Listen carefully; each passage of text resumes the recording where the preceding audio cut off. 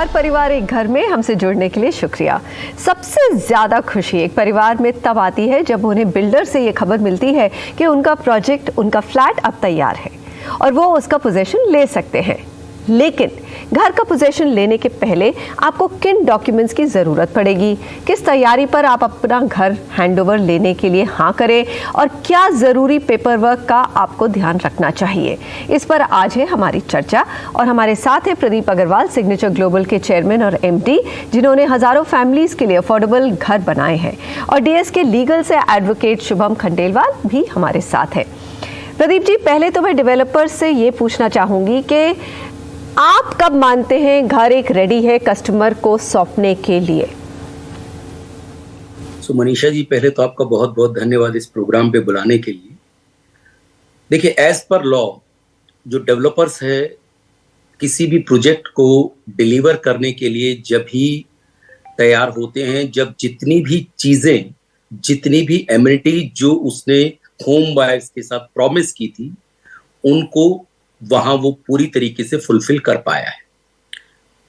आप जानते हैं कि जिस वक्त कोई भी होम बायर किसी घर को खरीदता है तो वो एक प्रॉमिसरी नोट के ऊपर करता है, यानी एक प्रॉमिस करता है बिल्डर उससे कि मैं ये चीजें आपको इस सोसाइटी में बनाकर देने वाला हूं। अगर वो सारे प्रॉमिसेस वो पूरे कर रहा है और जितनी भी ऐसी अथॉरिटीज जिसमें फायर नॉर्म्स हैं, वाटर नॉर्म्स हैं, इलेक्ट्रिसिटी नॉर्म्स हैं, वो जो बेसिक नॉर्म्स हैं उनको वो पूरा कंप्लाई कर रहा है, उनसे एक एनओसी ले रहा है कि ये जो बिल्डिंग है ये अब हैबिटेबल है, और ऐसी और भी बहुत सारी चीजें जो रेरा में उसने प्रोजेक्ट को कंसीव करते वक्त सबमिट की थी, उन सारे अपने प्रॉमिस को अगर वो पूरा कर रहा है तो मुझे लगता है वो एक प्रोजेक्ट ऐसा होगा जो होम बायर को डिलीवरेबल होगा।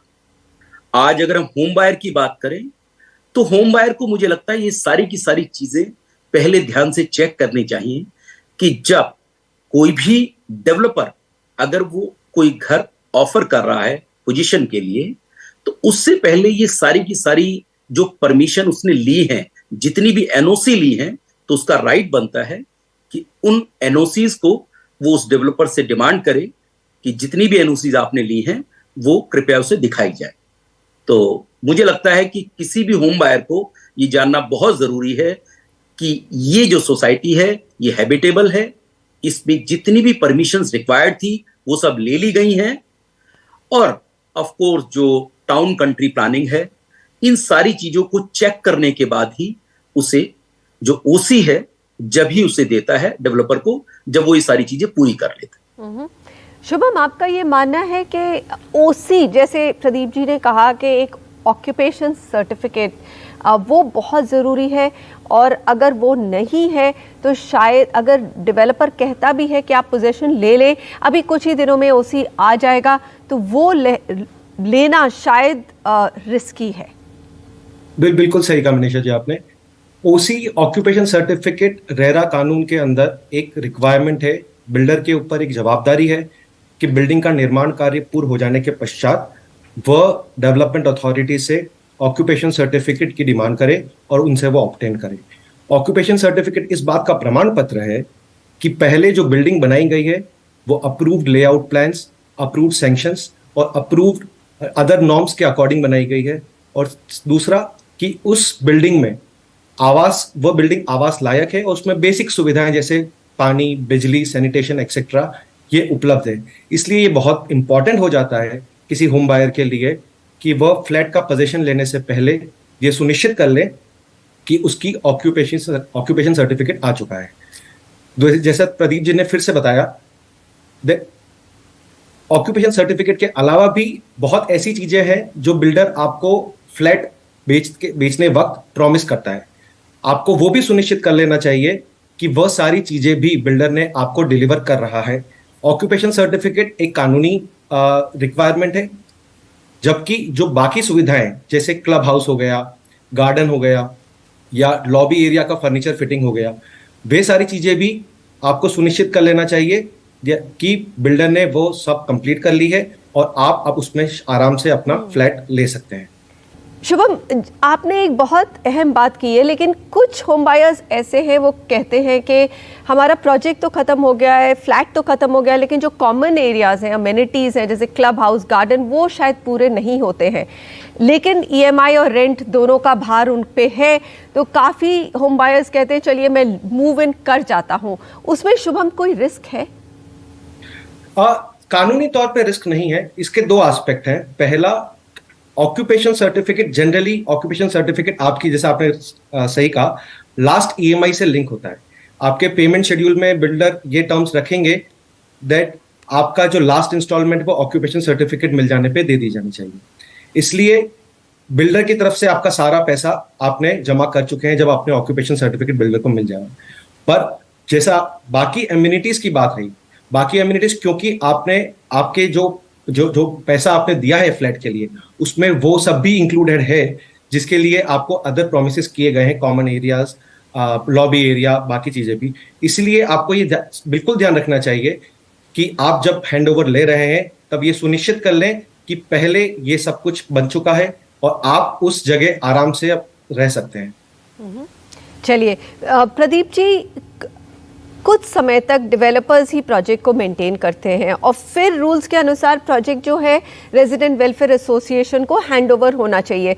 इसके क्या नियम हैं? कुछ हमें उस पर उसकी जानकारी दें। सो मनीषा जी, एक चीज इससे पहले मैं और ऐड करूंगा। जैसे एक होम बायर के लिए ज्यादा जरूरी है कि सबसे पहले जो एक डॉक्यूमेंट जिस वक्त उसने इस प्रॉपर्टी को बाय किया था, जिसे बीबीए बोलते हैं, बिल्डर बायर एग्रीमेंट, उसको जरूर वॉच करे, उसको जरूर रीड आउट करे।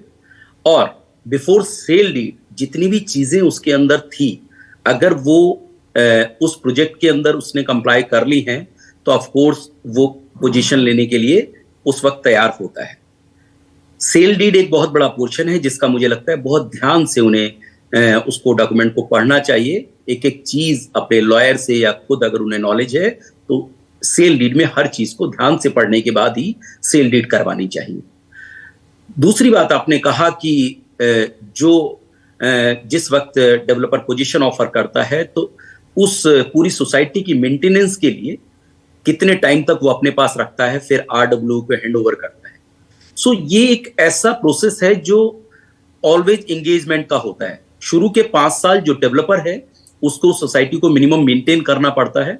रीजन की जो रेरा का प्रावधान है, उस प्रावधान के अंतर्गत मिनिमम 5 साल के लिए उस सोसाइटी को आपको मेंटेन करना होगा।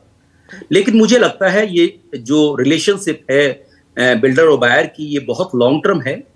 तो अगर वो उस 5 साल के बाद अगर आरडब्ल्यूए को भी ऑफर कर रहा है कि आप इसे हैंडओवर लीजिए, तो मुझे लगता है उस क्वालिटी को जरूर चेक किया जाना चाहिए कि क्या कुछ लोग जो आरडब्ल्यू में हैं, क्योंकि वो सिर्फ कुछ लोग नहीं है वहां पे, उन बहुत सारी फैमिलीज का मैटर है। अगर वो सब लोग बैठ के डिसाइड करते हैं कि यस, ये आरडब्ल्यूए बिल्कुल कैपेबल है और हमारी सोसाइटी बहुत बेहतर तरीके से हैंडओवर यानी बहुत बेहतर तरीके से मेंटेन कर सकती है, तो डेवलपर तो हमेशा खुश होता है इस बात से कि जो आरडब्ल्यूए है वो आगे आए और अपनी सोसाइटी को बेहतर बनाए। तो शुरू के 5 साल जरूर डेवलपर उस सोसाइटी को बेहतर तरीके से मेंटेन करने के लिए अपने पास रखता है और 5 साल के बाद उसे आरडब्ल्यूए को हैंडओवर किया जा सकता है। और मेरे ख्याल से 5 साल के बाद भी कई सोसाइटीज ऐसी हैं वो चाहती हैं कि डेवलपर की ही जो फैसिलिटी मैनेजमेंट कंपनी है वो उसका ध्यान रखे, क्योंकि they are happy with the services, उनको खुश रहते हैं। सिग्नेचर ग्लोबल कुछ हैंडओवर पे अपने कस्टमर्स के लिए खास करता है जो डिफरेंट है? आपने एक जो बहुत अच्छी बात बोली है कि अपने बिल्डर बायर एग्रीमेंट में जो जो प्रोमिसेस हैं बिल्डर के, वो तो कम से कम आप चेक करिए, उन पे तो टिक मारिए। ओसी तो देखिए ही, एनओसीज तो देखिए, लेकिन वो एक बहुत इंपॉर्टेंट डॉक्यूमेंट है आपका सेल एग्रीमेंट और बिल्डर बायर एग्रीमेंट। लेकिन आप एज अ डेवलपर कुछ स्पेशल करते हैं क्या? मनीषा जी, सबसे ज्यादा जरूरी समझने की चीज है कि बिल्डर बायर में ये एक रिलेशनशिप है। ये सिर्फ एक कस्टमर को अपना फ्लैट सेल नहीं करना है, वो एक ऐसी रिलेशनशिप है जो आपकी सोसाइटी में वो हमेशा के लिए आके अपना घर लेते हैं।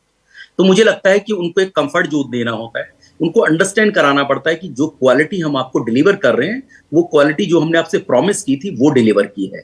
और ऑफ कोर्स हर कस्टमर ये चाहता है कि उसने अपने हार्ड एंड मनी आपको दी है, तो जो क्वालिटी आपने प्रॉमिस की है वो जरूर उसको डिलीवर होनी चाहिए। और मुझे लगता है कि सिग्नेचर ग्लोबल इस चीज के लिए पूरी कोशिश करता है कि किसी भी तरीके से जो कस्टमर है उसका सेटिस्फेक्शन करे। और सिग्नेचर ग्लोबल की पॉलिसी है कि कस्टमर फर्स्ट। ऑफ कोर्स हमारे लिए जो भी कुछ है वो कस्टमर है। शुभम खंडेलवाल और प्रदीप अग्रवाल, हमसे ये बहुत ही अहम मुद्दे पर चर्चा करने के लिए बहुत बहुत शुक्रिया। आज हर परिवार एक घर में इतना ही। हमारे प्रोग्राम देखने के लिए आप सबका भी बहुत शुक्रिया।